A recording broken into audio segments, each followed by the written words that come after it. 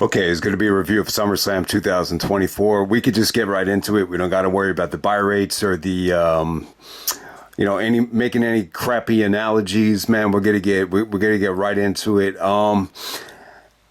They actually did about 57,000 in attendance. That was what I was a little bit curious about. I figured they would do at least maybe 65, but for SummerSlam, it definitely wasn't bad. You had a full arena in Cleveland here.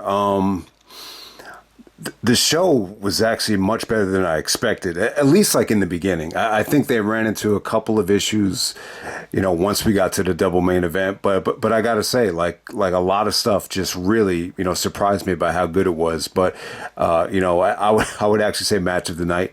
I'm going to give it to Punk and McIntyre. Believe it or not, I was a little bit surprised at how good it was. It was really, really good. But the first match tonight, we had Liv Morgan taking on Rhea Ripley. We had Dirty Dom out there with Rhea. This is for the Women's World Championship. It was pretty good. I didn't really have any expectations for the women's stuff on this show. I definitely think, both women's matches on paper, just didn't look like they would be that good. I gotta say, in terms of Liv and Rhea, like in terms of the chemistry, I didn't think it was anything special. I didn't think that was great. I thought what was really good here was just the booking. I think some of the execution on some of the big spots at the end, came off really well. There was an awesome kick out where Liv did her finish, Rhea kicked out of it, and Liv's facial expression on that kick out was awesome. I mean, they did some really, really cool stuff with, the camera actually not picking up Dominic and Dominic kind of intercepting the chair. He's trying to explain to Rhea that, he doesn't want her to get DQ'd because, she can't win the championship that way. But, ultimately, Liv is able to, pin Rhea on the second finish, and then Dominic is actually kissing her at ringside at the end of the thing. So Dominic and Liv actually do make out, and Rhea looks like she had her heart broken. But yeah, man, I thought he had a cool finish here. I think the match was really, really well booked. I thought you had some really, really good drama with Dominic. I kind of knew that Dominic was going to be with Liv. I think, they focused so much on it in the video package. You just did not think they were going to abandon it that soon. There were some weird things going on here with Rhea trying to pop her shoulder back into place. She was trying to sell the fact that she re-dislocated her shoulder, during the actual match. I just thought some of the stuff where she's trying to pop it back into place was kind of weird. Liv was kind of being a chicken shit heel throughout most of the match. But, it wasn't anything special in terms of the chemistry. But I definitely think you had some good moments here. I thought it was a fun opener. They definitely went over the top with it, but yeah, it was good stuff. This was definitely one of the best things of the night. I got to say it. So, Liv Morgan and Dominic Mysterio are a couple now. One of the themes of this show is just kind of breaking away, from the Judgment Day. And the Judgment Day is officially the nail in the coffin, which is good. I think we've seen more Judgment Day vignettes backstage than we could have dreamed about. So, you're glad they're moving on from that. Next up, we have Bron Breakker actually taking on Sami Zayn for the Intercontinental Championship. I thought this was good, man. This definitely had like a Rocky 3 type of feel going into it. And it kind of had like a Rocky 3 type of feel coming out of it, where Bron Breakker looks extremely dominant. Not a total squash. Sami definitely had his moments here.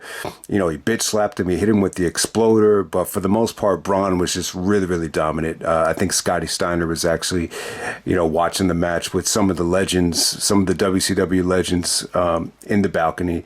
And he looked really impressive. This really reminded me of Clubber Lang just squashing the shit out of Rocky in Rocky 3. And, they just really told the story of Sami just not having the eye of the tiger, doing stand-up comedy, but Bron is just hungry, and that's exactly what it was here. And the fans really gravitated towards Bron. They really ate up everything he did, the Frankensteiner, the spears.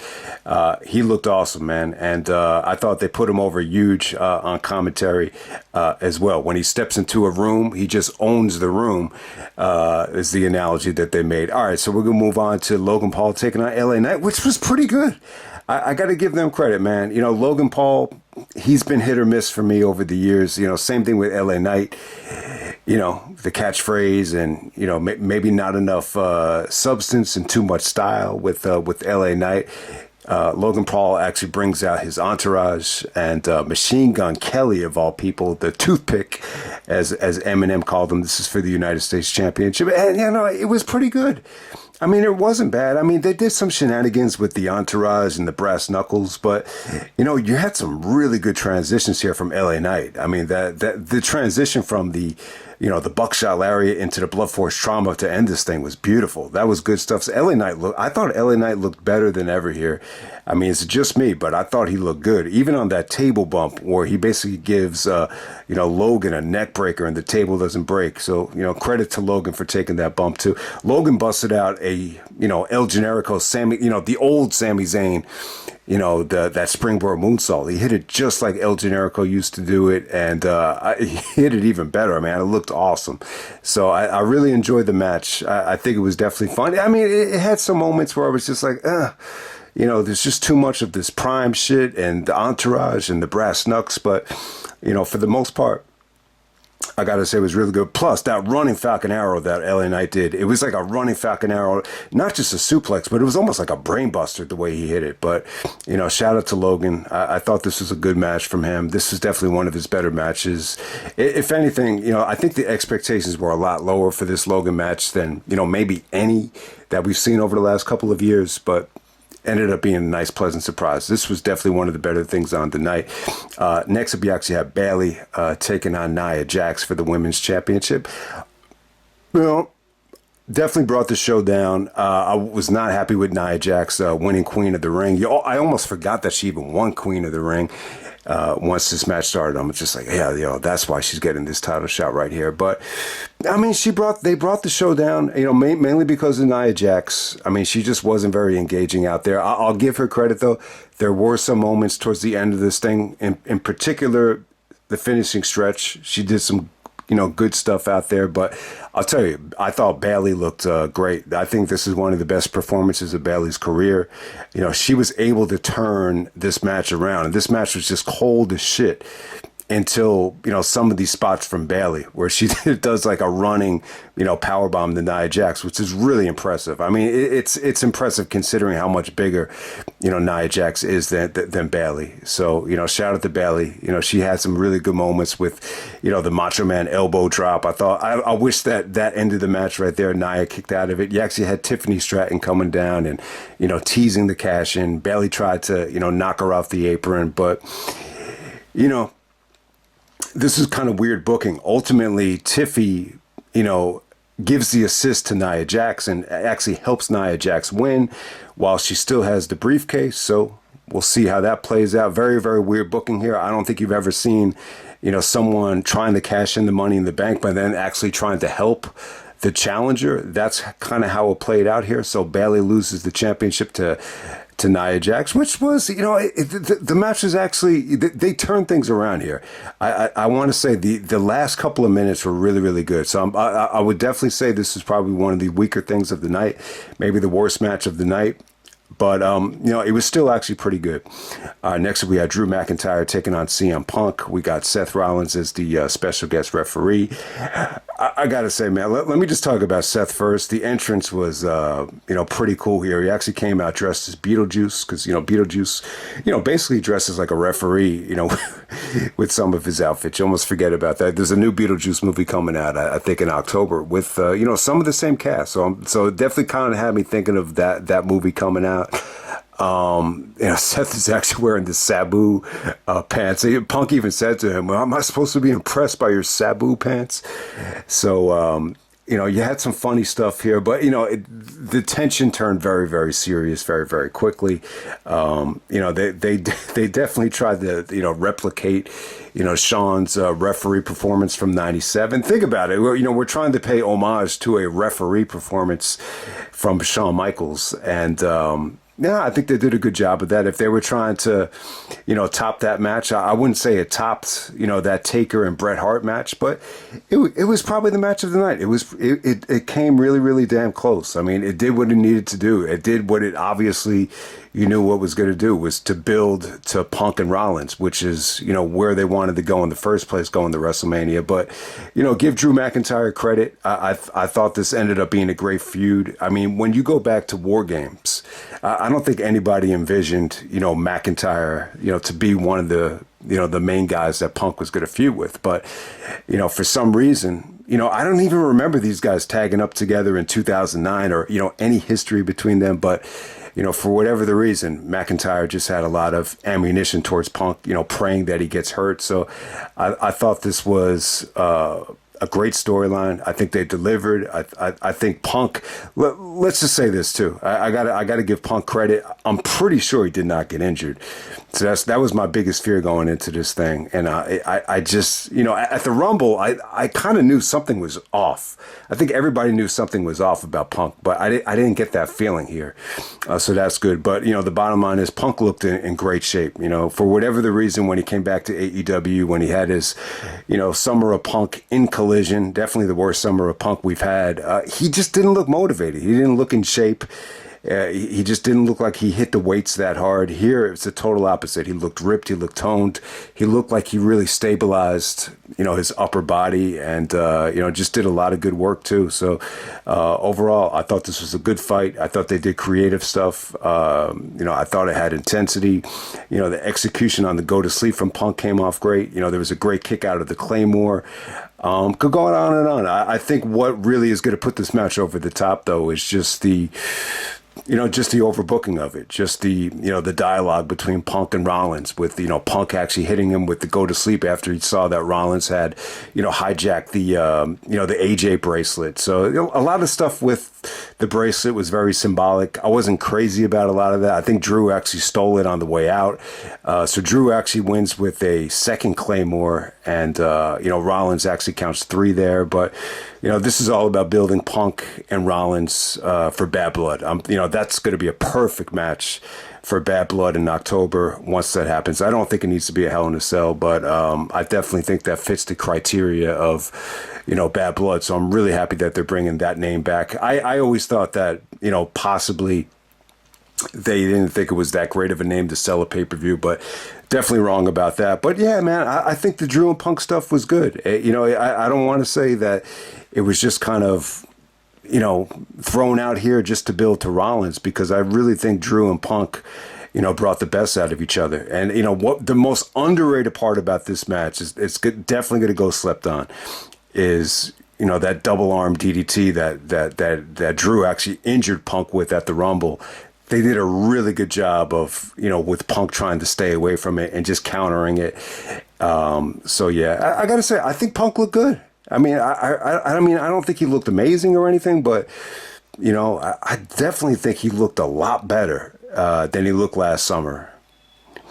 All right, we're going to move on to Damian Priest taking on Gunther. This is for the World Heavyweight Championship. A little bit of a disappointing match. You actually have Finn Balor out there at ringside.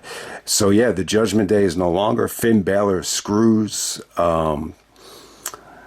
Damian Priest out of this match. There's an assisted foot on the rope to Gunther, and then he kind of turns evil. So that's how, Finn Balor, turns on Damian Priest. But no, it's a damn shame. I definitely think this match had potential. They're doing a lot of stuff with, Damian Priest, the 24/7 thing, the behind the scenes of his journey. And it's a really, really impressive journey. And he's really earned my respect, because I've been very critical of Damian Priest. At first, I just didn't like the Money in the Bank whole situation. Like, a lot of it just had to do with the briefcase thing. But at the same time, I just think he's gotten a lot better. So it just kind of sucks that he lost the championship in this fashion. I definitely would have preferred, to do the turn, after, because you had so much interference in both double main events here. I just wish, you would have gotten a clean finish here. But on to the actual match, though, man. I think what really was noticeable about this match is, Gunther is actually bleeding before the match starts. You could see like his chest looked like, it looked like he just like wrestled, Roderick Strong like 60 minutes the previous night. His chest is like all butchered up the way Bryan Danielson's looked. So I don't know if he, we've seen this before where, especially like at WrestleMania 17, you could notice like Austin, cut himself on the forehead before the match. But I don't know, man. That I've never seen it before where someone actually bladed their chest, before the match. But, that definitely came into play. Priest hit him with some really vicious slaps and some vicious, kicks right to the chest. So that really stood out about it. But, I mean, there's really not much to talk about here. I think Gunther and Priest definitely look good. I definitely think they could have had a better match in them. But, the work that they did while this went on, I thought it was really, really solid, man. I mean, even when, Baylor was, interfering, there was some really good drama with Gunther trying to choke him out. And, Priest was able to flip it, and do that Brett finish where he puts all the weight by just bridging over it. So I thought, you had some really good drama at the end of this thing. But hey, man, the important thing is Gunther is going on to Berlin at the Bash in Berlin, as predicted. I really thought he would go in there as Intercontinental Champion, but why not just have him go in there as World Champion? I really would like to see Gunther and Baylor at the Bash in Berlin. I think the logical thing is to go with McIntyre. Definitely don't think they're going to go with Punk. I think they're just going to say Punk and Rollins for bad blood, and I think Punk and Rollins will have the night off in Berlin. But yeah, man, congratulations to Gunther, man. I'm really, really high on Gunther. I just wish, for his next World Championship match that he's, just allowed a little bit more time and allowed to deliver. But I think this was a tough spot for them. I really think they had a tough time following Drew and Punk. There's no doubt about it. And then on to the main event. We got Cody taking on Solo Sikoa. This is a Bloodline Rules match for the Undisputed WWE Championship. I was just not feeling this match. Even going into it, I wasn't happy that Solo was going to get the title shot. There were moments here where this definitely felt like it was something that could have been on SmackDown. And I love Kevin Owens to death. Same thing with, Mr. RKO. But once they came down to the ring, I was just, man, this just feels like an episode of SmackDown. Like it really, really does. I